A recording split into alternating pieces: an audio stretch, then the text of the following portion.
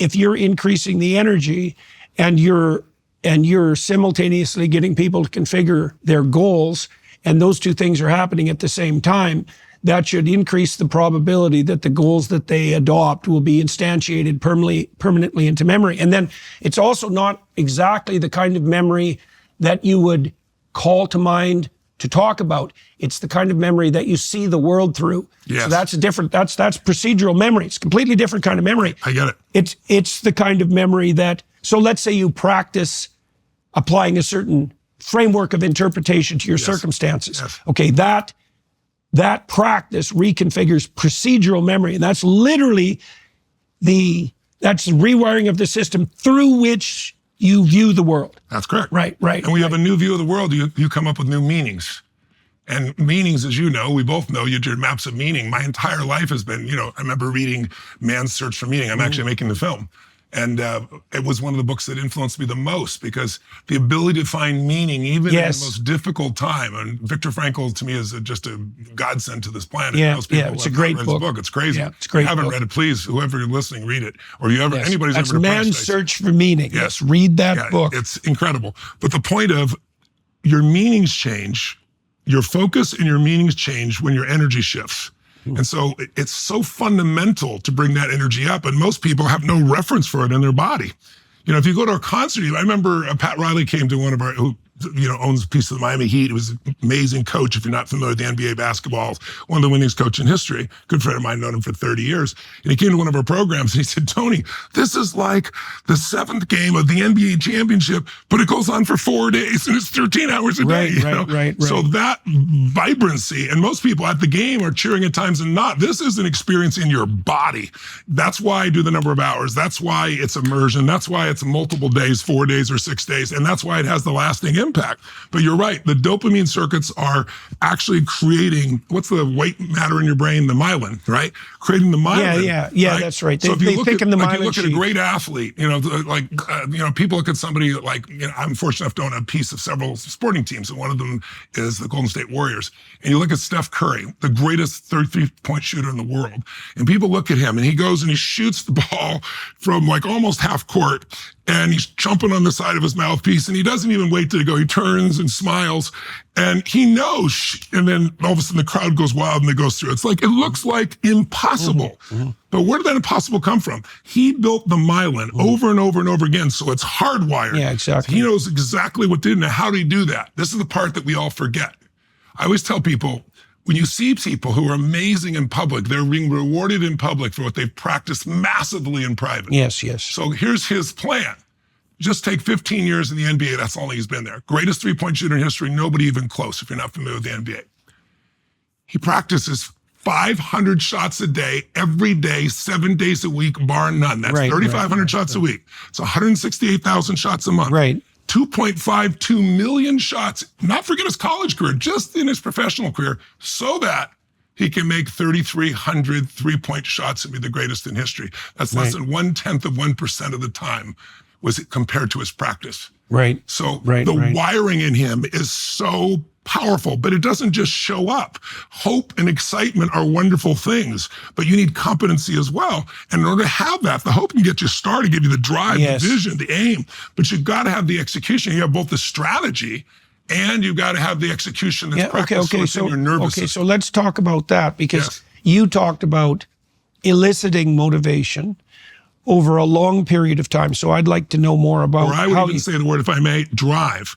Because motivation is, the reason I use it, it's like a warm bath. You should probably take a bath, but it doesn't last, right? You should still do it. But drive is like, everyone is motivated. If you're overweight, you're motivated to eat, right? Come on. I want to find out what drives you, because if we unleash your drives, what drives you towards the right aim. That's right. What is it that will unleash you? That's what this experience is about. That's different than just being motivated. Okay, so let's walk. So I have an exercise that people can do online called future authoring, and one of its steps, and I'd like you to tell me how this compares to what you're doing in your seminars, in your events. So it's a conditions of satisfaction exercise, or it's a meditation and contemplation exercise, or it's a prayer. You could think of or a request for revelation. But here's the idea. So it's you can you imagine for a moment that you could have what you wanted and needed in 5 years. Okay, but there's a condition. You have to know what it is and you have to specify it. Okay, now then the question would be, well, how are you going to discover that? And the answer is you ask yourself. It's like, okay, like what would, it's like the Viktor Frankl scenario. Even hypothetically, what would get me out of the bed in the morning on a very, very difficult day? Yes. Like, what could I imagine That's could the thing. come We'll to keep me you in up my late, life? get you up early. Yep, Make you feel fully alive. Yeah, well, and what would make you persevere in times of trouble? Exactly. It's even a more direct question. Yes. Okay, so... And by the way, I find, tell me if the same for you, it's not just the aim or objective, it's strong enough reasons. In other words, somebody say, I want to make $1 billion, but they don't do it. And they even vision to get excited about it, $1 million, whatever it is. I want to have 3 perfect children. I want to write a book, whatever. The secret is reasons come first, answers come second. Once I know what I want, I got to figure out why. Yes. Because purpose is stronger than object. So the object may inspire you, but what's going to keep you going is strong enough reasons when it's tough. What are the reasons? Okay, I want this money. For what? Well, I want to provide a home for my mom. Well, that's very different than I just want to have this pieces of paper with pictures of dead people on it, right? And people say, I want money. They don't want money.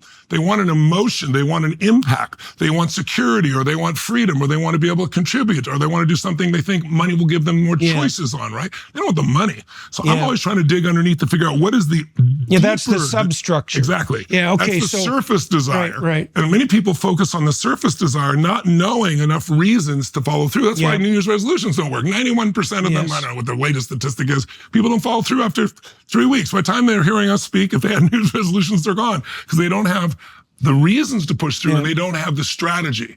It's wonderful if you say, I want to see a sunset, but if your strategy is start running east as fast as you can, I don't give a damn how positive you are. It's not going to work. Right? So it's a combination of that aim, those values, that drive you and I are talking about, that ignite, enough reasons for it, and then the strategies to execute, because you'll eventually find your way there, but the speed at which you do it is if I believe in modeling. I believe success leaves clues. My original teacher, Jim Rohn, taught me that. He said, if someone is successful at anything, they've got a great relationship and it's 20 years down the line and they still do it, or they lost weight and kept it off for 10 years, or they went from nothing to not just making money, but sustaining financial security and freedom for their family. They're not lucky. They're doing something different than you are. So instead of you trial and error, which is the standard way in which we learn, you find the pathway to power by finding someone who's done it consistently and produced results.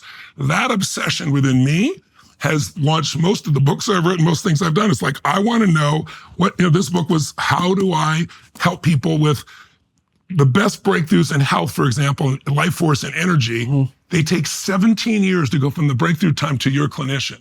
Like, how do I shorten that up? I'm going to interview 150 of the most brilliant regenerative doctors in the world, Nobel Prize winners, and find out what they're doing and give it to you right now. Or I'm going to finance. Well, I can talk to you finance about what I think, or I can go interview 50 of the smartest financial people in the history of the world that are alive today and find out, what do they do? And while they're different, I look for what are the common strategies, elements, what is guiding this? And then I can teach that. My billionaire client goes, this is incredible. And the average person goes, this is incredible. Because it's about, it's very much what you do. It's finding the pathway. It's finding the DNA. It's finding the codex of how to go from where you are to where you want to be.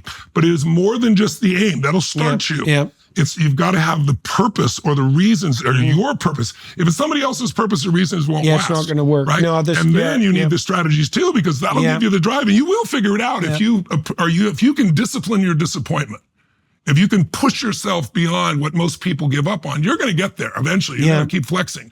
But you'll get there 10 times faster if you can say, wow, there's already a pathway that's been proven. Why would I reinvent the wheel? I'll still bring myself to it, my own uniqueness to it. But there's certain fundamentals that if you do them, you're going to have economic abundance. If you don't, you're going to have pain. There's certain ones that are going to be great relationships. Stories. Pardon me? That's the purpose of stories. That's exactly right. Okay, so you said something that I think we could delve into technically too. Okay, so you said an aim isn't sufficient. It'll get you started. Okay, and then you said you have to have reasons. Okay, so let's think that through for a minute. So one of the things we do in this program that helps people rewire their aim is do a multidimensional analysis. And we step people through that. It's like, okay, now you've sort of figured out what you would want and need if you could have it.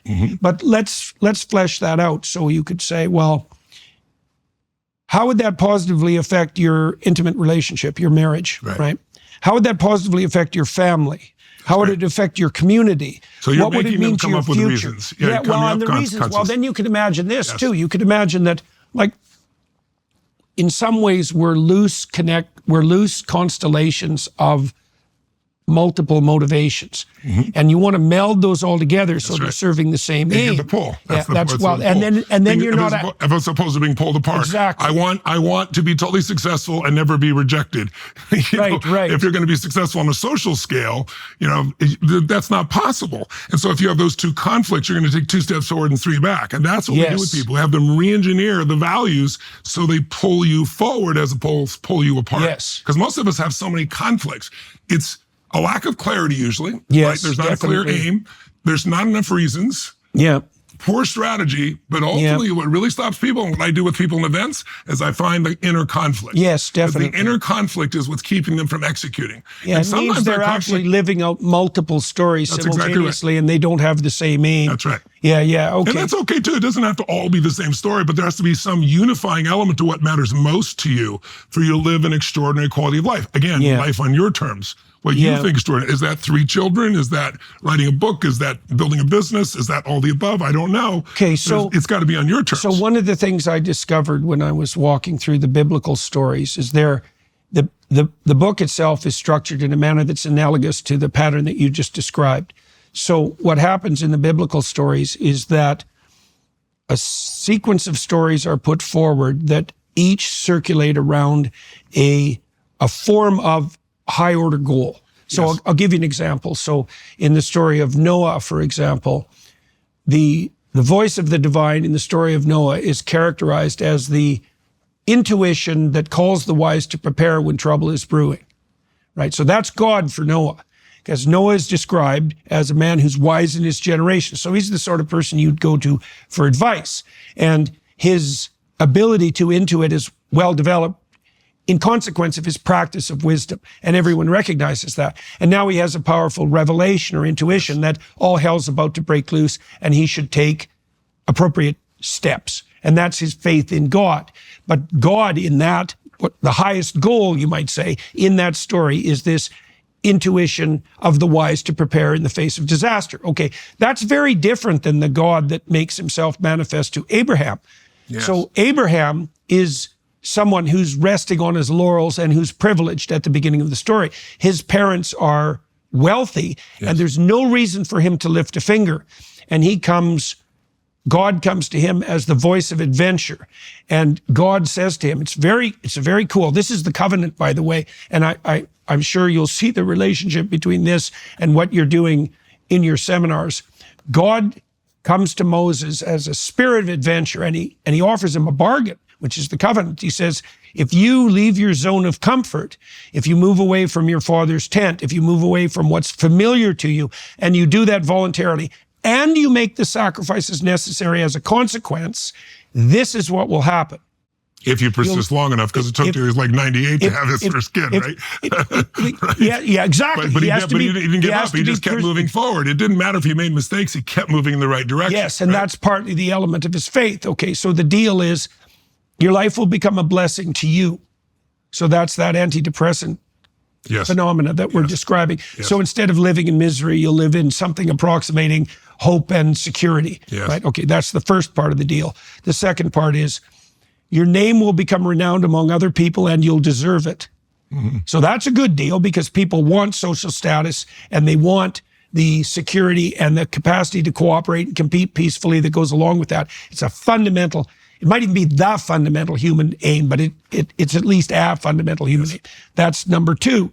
Number 3 is it'll give you your best shot at establishing something of multi-generational permanence. Right. So that's a good deal because, one of the things that people want when they search for what's meaningful is that they say, well, I'd like to do something that lasts or matters. Yes, exactly. Yeah, okay. So that's the third thing. And the fourth thing is you'll do it in a way that'll be of a benefit to everyone else. So it's not a zero-sum game. Yes. And so it's so cool, this story, because what it does is align the calling of adventure. So that would be that calling or pull with those 4 outcomes. Okay, Yes. but then there's a meta move in the which gives you more reasons, because we'll always do more for those we love than we will for ourselves. Yes, right. That's the beauty of being human. That's humanity at its best, right? Yes, that's why you want to think through, if you do have an aim, what the benefit would be to the people that you love and to your community. That's right. Because it anchors it. Okay, the meta claim in the juxtaposition of these narratives, this is so cool, is that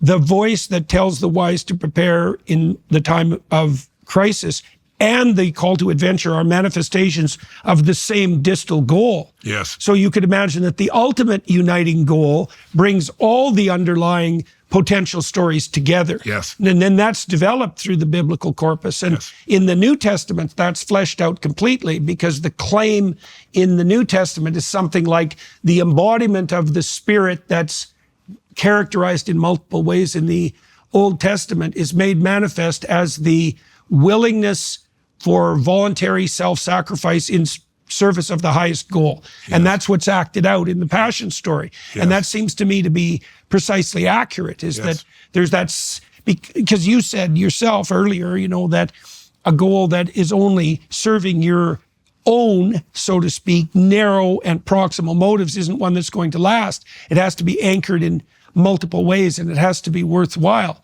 But there is this insistence I think this is the monotheistic hypothesis, actually, is that there is a distal aim that unites all subordinate aims, and if you can ally yourself with that, you become something approximating an unstoppable force. 100%. And that's where all the energy comes from. Because there's so much. I look at it this way.